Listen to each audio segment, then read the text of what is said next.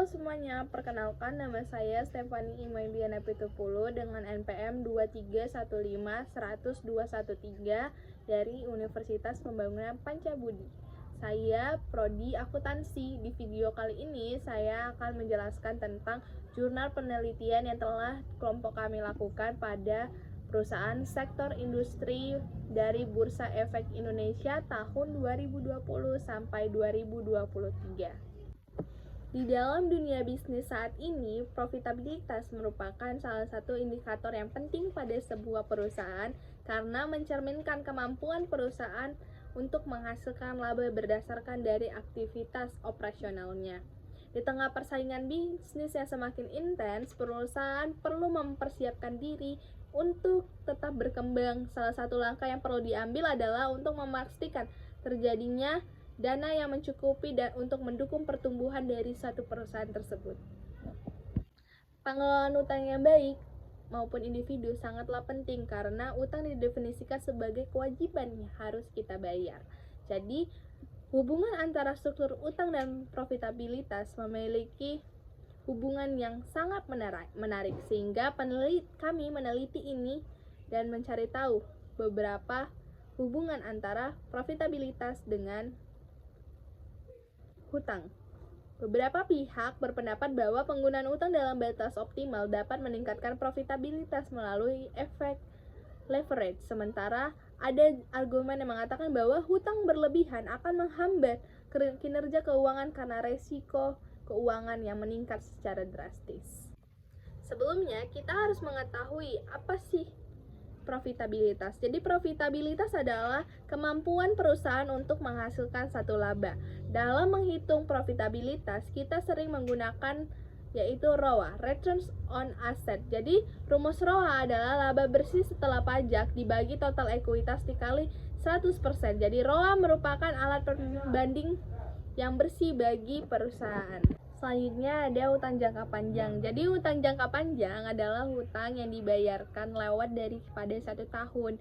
Dalam menghitung hutang jangka panjang, kita menggunakan rumus long term debt to equity ratio. Jadi rumusnya adalah long term debt to equity ratio sama dengan long term debt per total equity. Jadi long term debt to equity ratio per hutang jangka panjang dibagi total dari equity-nya.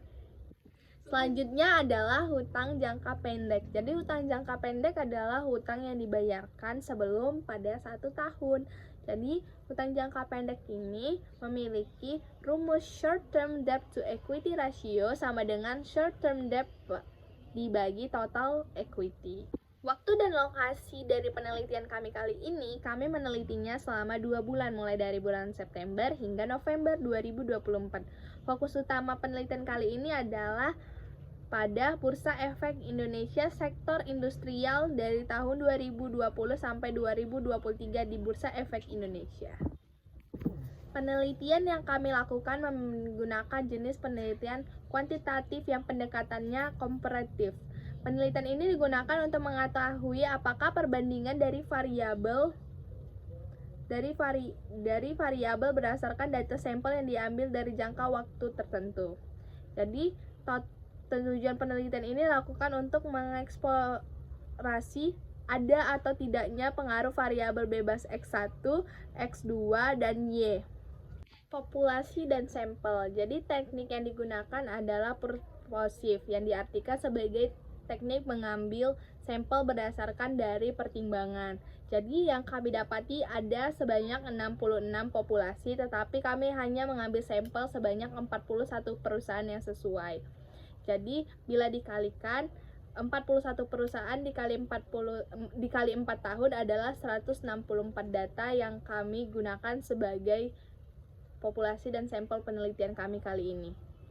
Berdasarkan uji statistik yang telah digunakan, maka kami mengambil bahwa ROA-nya memiliki nilai minimum minus 0,35 yang dipegang oleh PT Interco dan 0,72 dipegang oleh PT Tanah Laut Tbk dengan nilai rata-rata MEAN adalah 0,0514 dengan standar deviasi sebesar 0,12983 dengan DER-nya adalah minus 2449,04 yang dipegang oleh Interco Penta Tbk, dan nilai maksimumnya adalah 0,8 yang dipegang oleh PT Bakery dan Brothers Tbk dengan nilai rata-rata minus 14,1955 dengan standar deviasi 191,3187, dan long debt to equity rasionya dengan nilai maksimum minimal minus 865,65 yang dipegang oleh PT Interco Penta Tbk serta nilai maksimum 3,72 yang dipegang oleh PT Intan Baru Prana Tbk dengan nilai rata-rata minus 5,0182 dengan standar deviasi 67,61938. Selanjutnya ada uji klasik uji normalitas. Jadi dengan uji normalitas ini ditetapkan bahwa normal probability plot menunjukkan bahwa titik data ditemukan secara menyebar dan mendekati garis diagonal. Hal ini mengidentifikasi bahwa residual menggunakan model regresi dengan variabel dependen harga saham memiliki distribusi yang normal. Melalui uji klasik uji multikolinearitas data, dengan ini terpenuhi bahwa asumsi non multikolinearitas ini dianggap baik dan reliable untuk digunakan dalam analisis selanjutnya. Ada asumsi klasik melalui uji heterokodositas. Jadi berdasarkan analisis pola sebaran tersebut bahwa uji model regresi dalam penelitian tidak mengalami masalah heterokodositas menunjukkan bahwa model regresi ini bisa digunakan memprediksi variabel profitabilitas berdasarkan variabel. Melalui uji autokolerasi, dari yang kita lihat bahwa hasil pengujian ini menunjukkan bahwa tidak adanya autokolerasi karena nilainya berdasarkan di antara minus 2 sampai positif 2. Jadi dapat disimpulkan bahwa tidak ada terjadinya gejala autokolerasi yang tinggi. Selanjutnya ada uji regresi linear berganda uji T. Jadi melalui statistik uji T berdasarkan digunakannya untuk menilai sejauh mana pengaruh individu sebuah variabel independen terhadap variabel dependen. Di sana didapatkan bahwa signifikan A sama dengan 0,05. Apabila nilai signifikan yang didapatkan lebih besar dari 0,05, maka hipotesis yang diajukan akan ditolak. Nilai SIGX1 adalah 0,045, SIGX2 adalah 0,137. Karena nilai SIG dari X1 lebih kecil dari 0,05, maka pengaruh parsial dari X1 tidak signifikan, sedangkan nilai SIGX2 terdapat ROA signifikan karena nilai SIG adalah lebih besar dari 0,05.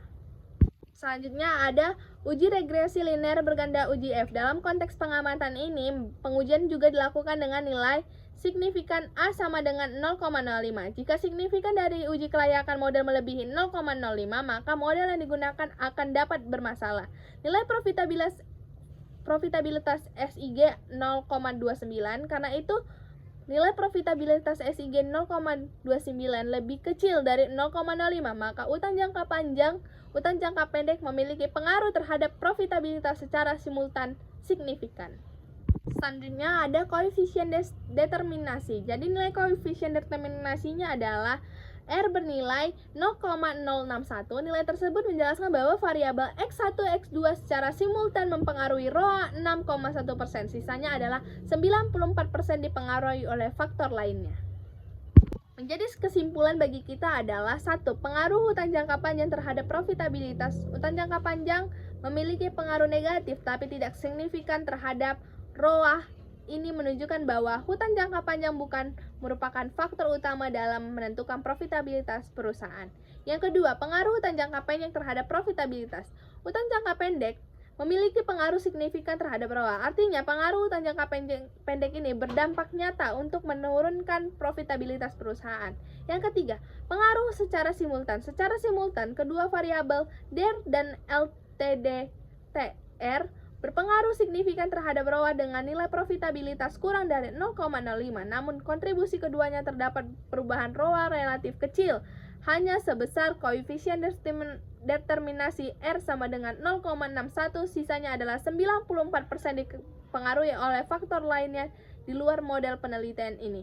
Dan keempat, Kesesuaian model regresi. Model regresi telah berpengaruh asumsi-asumsi klasik seperti normalitas, tidak adanya multikolonialitas, heterosedositas, atau kolerasi, sehingga model ini dapat dianggap valid dan reliable untuk menganalisis hubungan antara variabel independen dan dependen.